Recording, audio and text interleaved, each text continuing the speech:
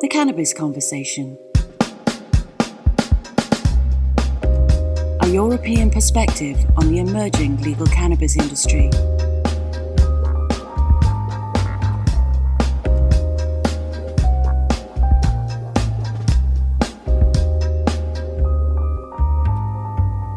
Welcome to the Cannabis Conversation with Anush Desai, where we explore the new legal cannabis industry by speaking to the professionals that are helping to shape it. Hope you all had a nice week. We took advantage of the next easing of lockdown here in the UK and had a lovely week away in the Peak District in the Midlands, which is an absolutely beautiful part of the world. Beautiful rolling hills, amazing long country walks. And we even got shouted at by a farmer, which was a nice touch. The pandemic has definitely given me a better appreciation of the great outdoors, so I really hope there's more of that to come this summer. But in cannabis news, there was a cross-party letter this week from 100 politicians in the UK calling for more funding to help families pay for medical cannabis prescriptions. The law was changed here in 2018 to allow medical cannabis, but in reality, very few families have actually been able to access this medicine via the NHS and therefore have had to go private at huge cost, which is obviously unsustainable for the vast majority of people. So here's hoping that the government will listen. Anyway, on with the show. Another interesting episode coming up where we talk about how we categorize cannabis and the terms we use to describe it. Enjoy. On today's show, I have Emma Chasen. Emma is a cannabis educator and industry consultant at Eminent Consulting in the US. Emma, welcome. How are you doing? I'm doing great. Thanks so much for having me. No, real pleasure. Real pleasure. Where in the world are you today? I am currently in sunny Oklahoma City. Lovely. How's it going there? It's going well. We just had an ice storm this past week. It reached record temperatures of negative 12 degrees Fahrenheit and then shot up to about 60 degrees yesterday. So weather wild in Oklahoma City, but I'm doing good. I'm keeping busy. I'm building and launching a dispensary out here for one of my clients. And so that's been fun, just being immersed in that project. Brilliant. Well, we'll come on to a bit more about what you're doing in a second. But yeah, why don't you give us a bit about your background before we sort of get into the rest of it? You know, what were you kind of doing before cannabis? How and why did you get involved in the cannabis industry? Sure. Yeah. So I've been in the cannabis industry now for about 6 years, and I came to it from a more academic and research focused background. I had studied medicinal plant research and ethnobotany, so the way in which indigenous peoples use medicinal plants as an undergrad at Brown University. And then after graduating, I went on to work for the Brown University Oncology Research Group, where I really focused on oncology research throughout the United States, specifically looking at breast cancer. And at this time, I was kind of grappling with where I wanted to put my focus for my career. I knew that I wanted it to be through a certain, physiological therapeutic lens, but also having studied what I did in undergrad looking at medicinal plants, I was really fascinated by the way in which botanical medicine could integrate with Western kind of allopathic medicine. And in the cancer research industry, there's just not much room for that experimentation with botanical medicine. And so I left that job and ended up moving across the country to Portland, Oregon, thinking that I was going to pursue a naturopathy degree. So still, go into medicine, but have that more plant medicine focus.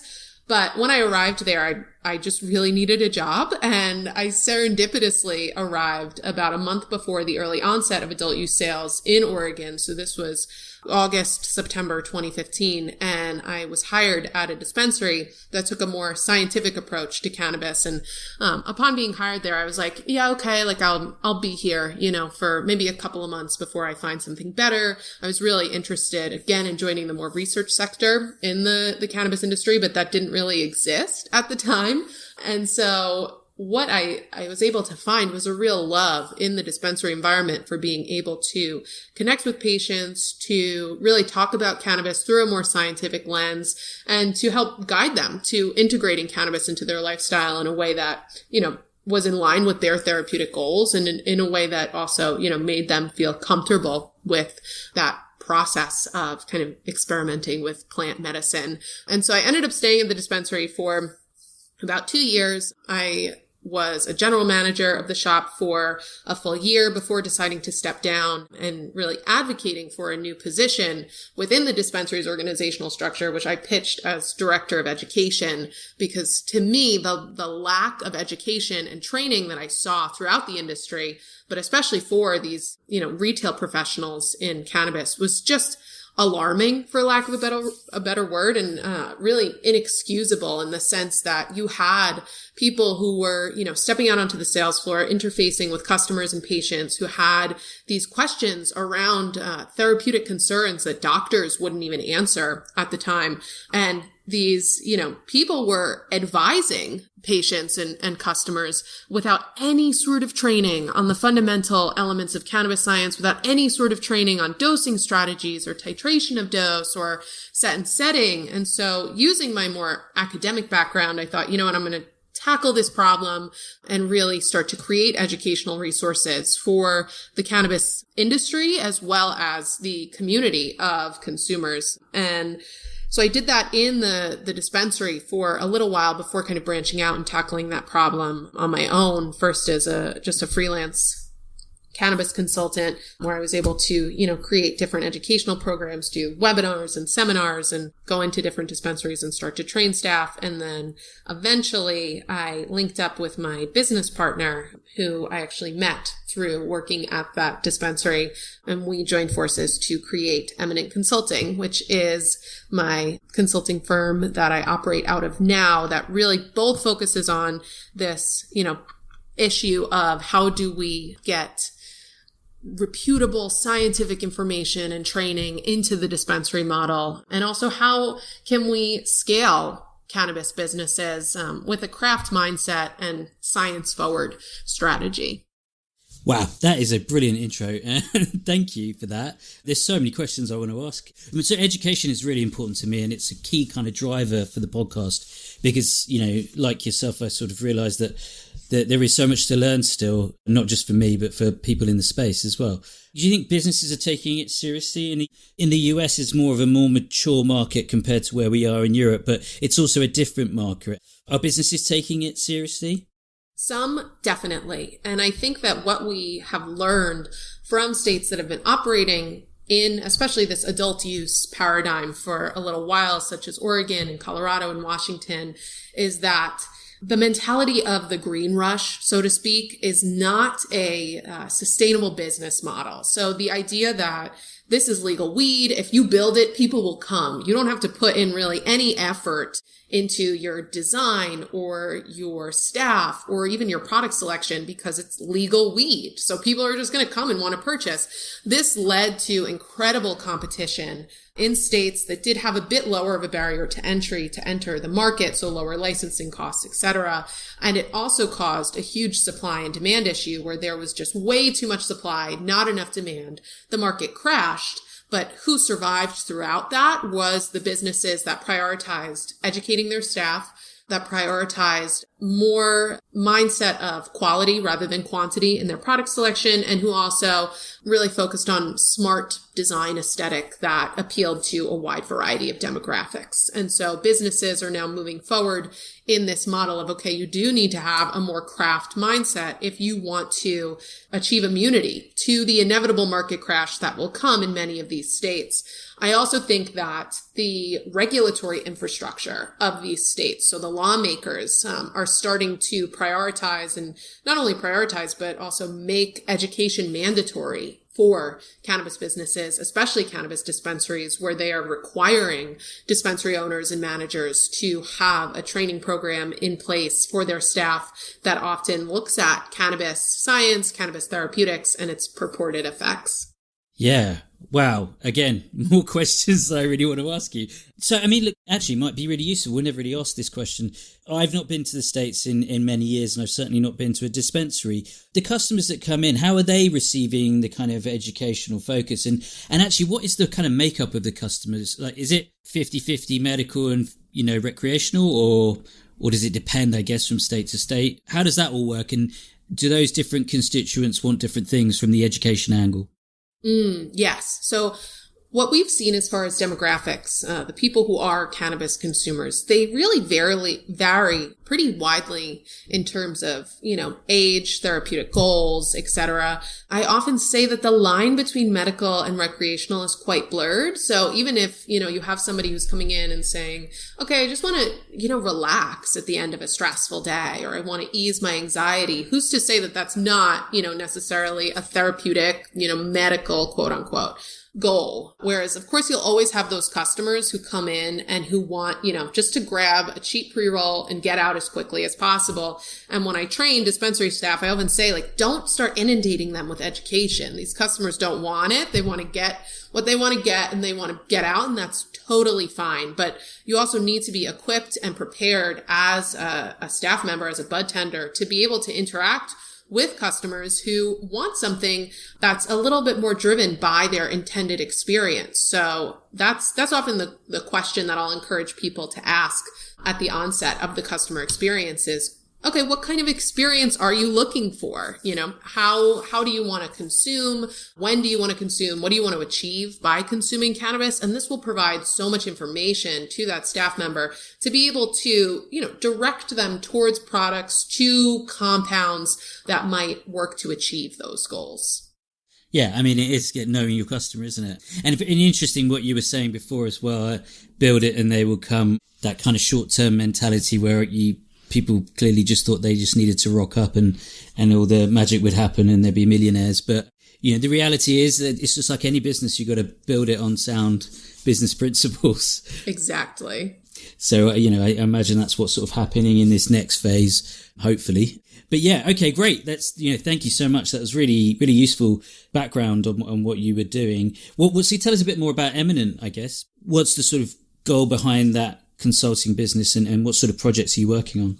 Yeah. So I co-founded it and run it with my business partner, Matt, who, as I said, I met him through the dispensary. We kind of started there together as I kind of climbed the ranks into general management. He climbed the ranks into, intake and inventory management. So he was managing all of the product intake and really evaluating the quality of the products there.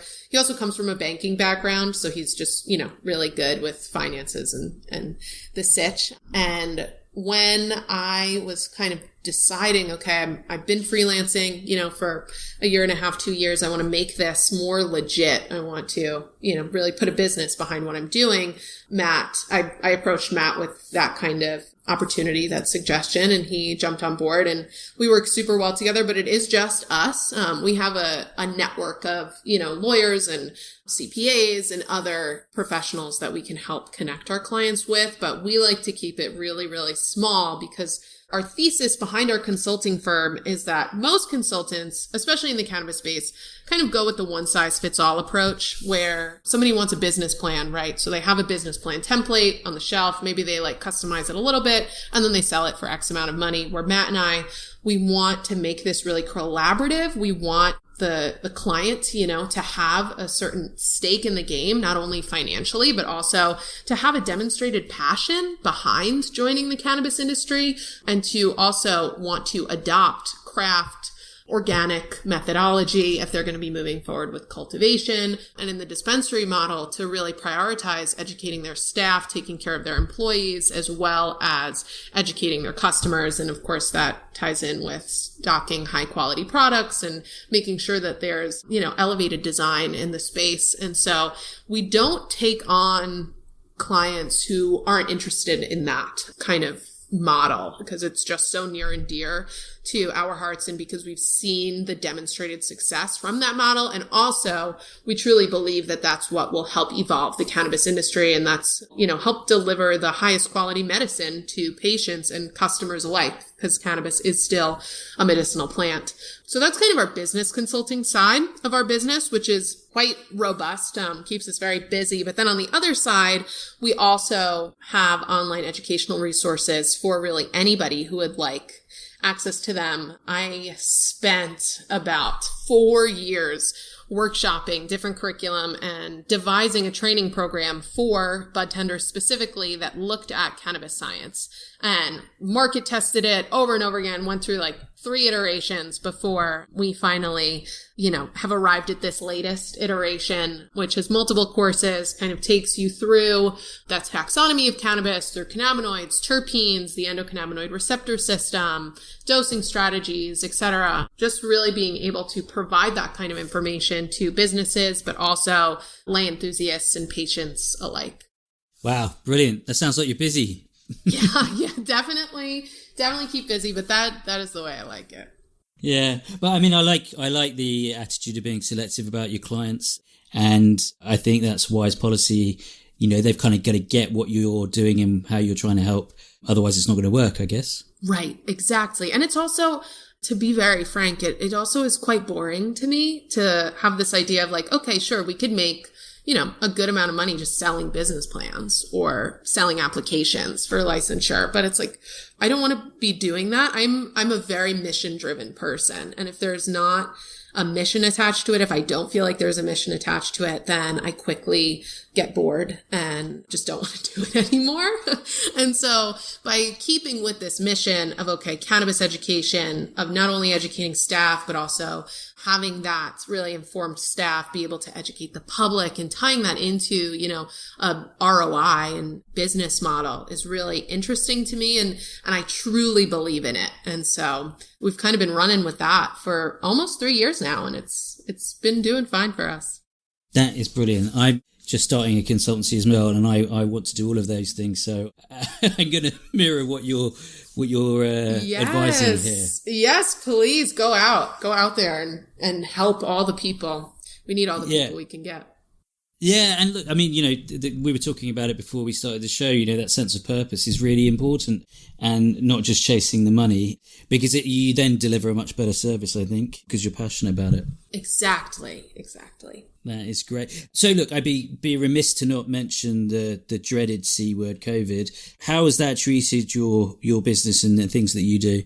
So with COVID, we were really lucky that cannabis was deemed essential in most of the states here. And so cannabis businesses were still able to operate. Of course, they had to abide by certain COVID protocols, but for the most part, they were allowed to stay open, which was wonderful. I mean, it set such a kind of precedent for the way in which states treat cannabis businesses. And it also allowed for a bit of a longer leash on some of these cannabis businesses. And we were able to ease up some restrictions as far as, delivery and online order, etc. As far as Eminent and kind of my business, in the first few months, we definitely saw just a dip as everybody was getting their bearings in like March 2020. So March to about May, it was kind of like, okay, everything went quiet and people were just trying to figure out how to adapt to this new world that we were in. But then everything kind of picked up as people, had their new SOPs and adapted to new policies. And that's when we started really figuring out, okay, we're going to make this move to Oklahoma City and build a dispensary in the middle of a pandemic. That felt so surreal, but we love our clients down here. We've been working with them for over 2 years now. We helped them build their cultivation facility and launch their cultivation facility, and they've been met with such success there. And so now it's time to build their retail outlet, and they've put such trust into us. So we're getting to build the dispensary of our dreams, which is exciting. A ton of work, but living in Oklahoma City during the pandemic and not really knowing anybody, and just focusing on work. It's definitely, all the isolation that quarantine brings, but it's also nice to know that my friends and my family at home aren't really doing much else. So I don't have any FOMO, I guess, let's just say. So it's simultaneously like a very weird time, but also a perfect time to be doing this project. And for cannabis as a whole, like I said, the designation of essential business was really huge in terms of propelling the industry forward. But that also was met with a lot of conversation, which I think is so important to have around, how can we deem cannabis business as essential when all of these people, mostly Black and brown people, are in jail still for cannabis in the United States. And that, division in equity was something that was really important to look at and also generated a lot of momentum around activism to, solving that problem, which ultimately looks like freeing all of the people in jail for cannabis convictions. Yeah, let's hope. And it's good to mention that sort of social equity piece as well. It is so important, particularly in the US. But also very nice that you have a client that you really love, that you're prepared to move to Oklahoma to help. And it sounds like a brilliant project because you, as you said, you get to help build the dispensary of your dreams. Yeah, it's really fun. So, pulling in artists and different people to really make what I believe is to be kind of the therapeutic powerhouse of cannabis, which are its compounds, its cannabinoids and terpenes, its matrix. So pulling in, visual artists and people who are helping us kind of bring that to life. Our thesis with this dispensary is that, yes, cannabis is rooted in science and therapeutic potential, but also it's really fun and whimsical. And a lot of people, use it just to chill out and be silly. And so kind of tying those two aspects together has been really exciting for Matt and I to kind of delve into and figure out what that actually looks like in a dispensary model. So I'm excited to see the project through and see it finished. We should hopefully have it open by 4/20. So it's coming up quick. There's a target for you. That's good. That's good. Yeah. Cool. Okay. Well, so this sort of topic of insight that we discussed offline was, and I really like this as a different area, but one that I'm really interested in was looking beyond taxonomy to predict experience. So for those that don't know what taxonomy is effectively the classification of things. And I think there is quite a lot of misclassification or misuse of various terms within the space. So I think this is an essential educational show for everyone to understand. Perhaps you can maybe talk about how we currently classify the different types of cannabis and what are sort of the typical mistakes that people make. I, for a long time now have stopped using the word strain after being repeatedly told off by people in the know. But that's just one example. What are the sort of different areas that people run into trouble in around this?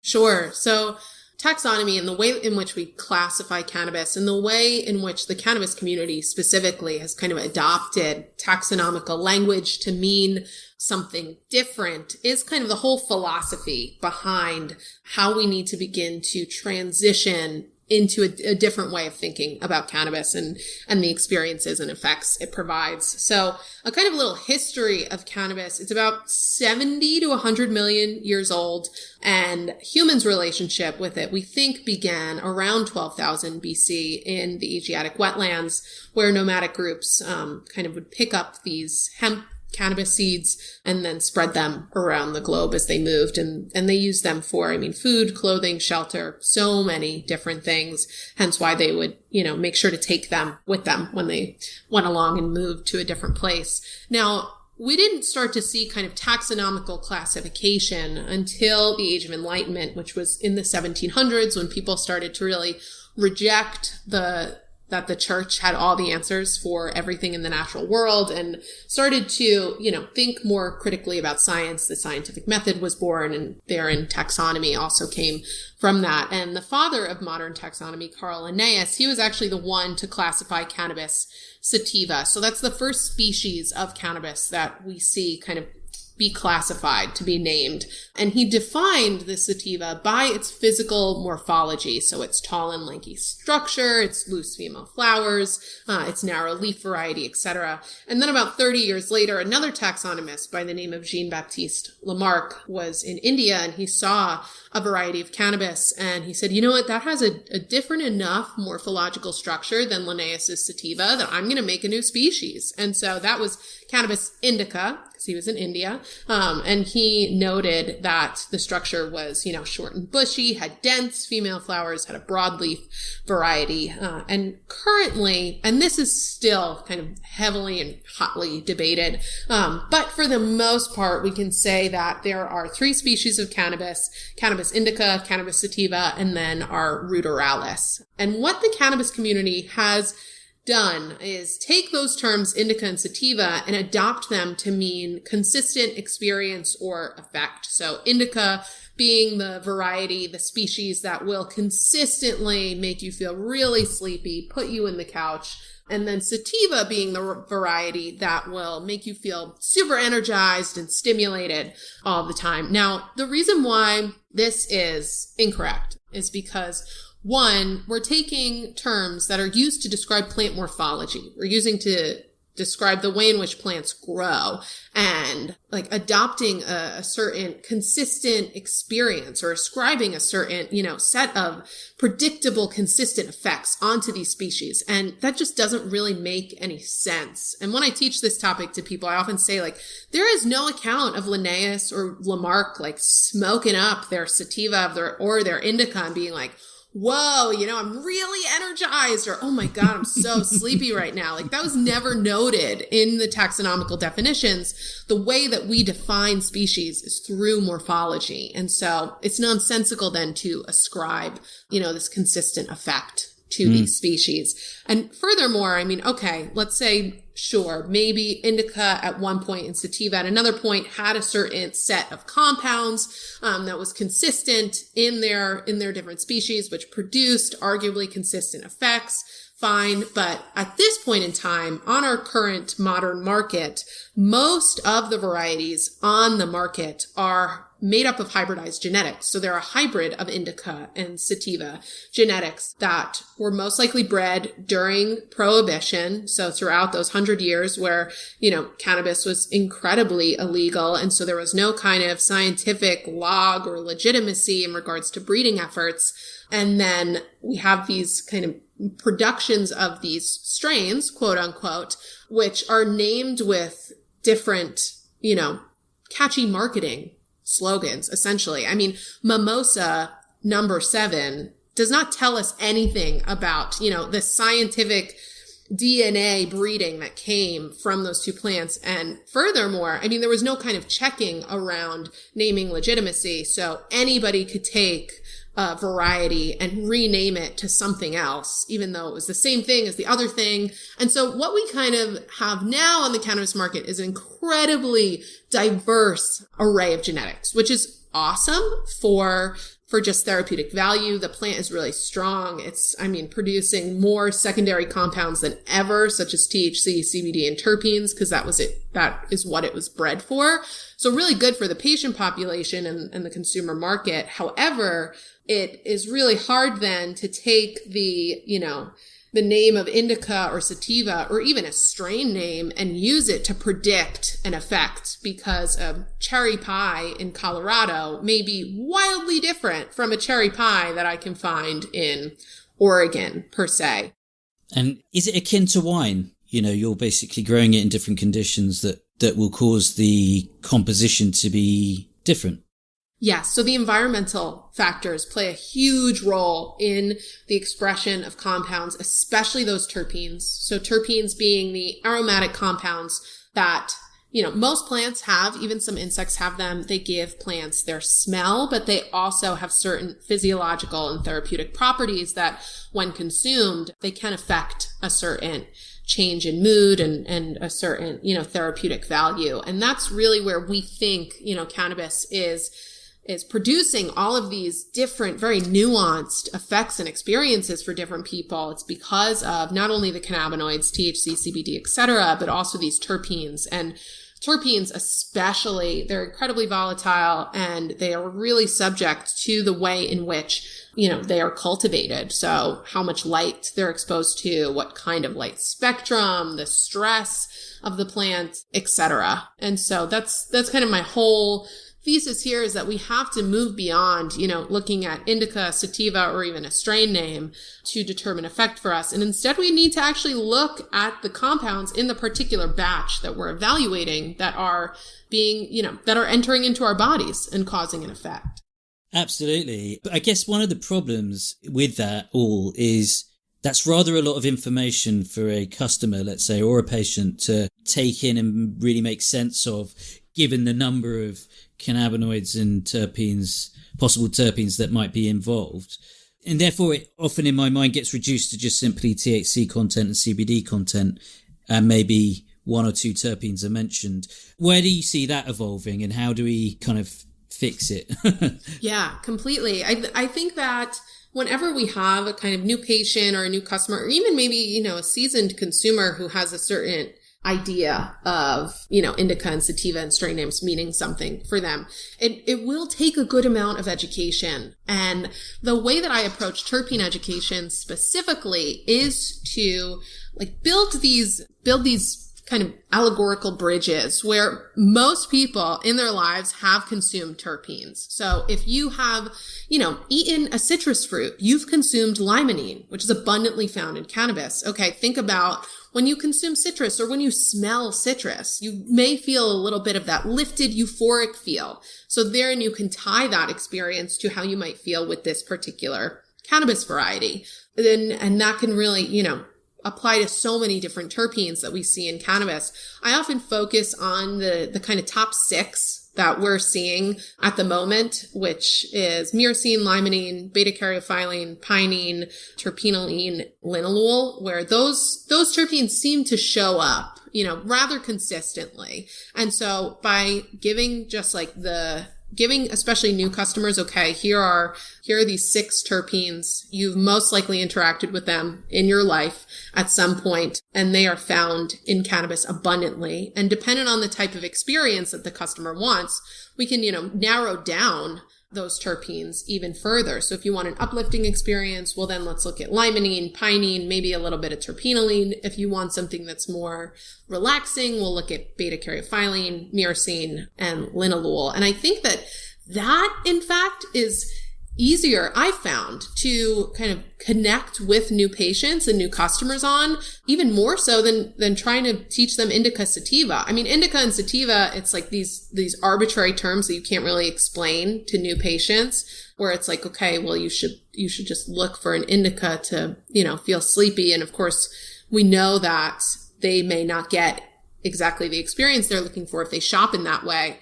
But if I go in and approach the kind of, education of teaching them about terpenes, of really, assuring them that they've in fact consumed these terpenes before, and then having them use their own senses, like their nose, to guide them. It may take a little bit more time, but I think that ultimately I've seen it make a lot more sense. Like it really clicks with people more so than the indica and sativa dichotomy does. Yeah. I think that, that's very simplistic. And that's interesting. We've had a few people on the show sort of talk about leading with the terpene profile as a better predictor of your experience than simplistic indica sativa.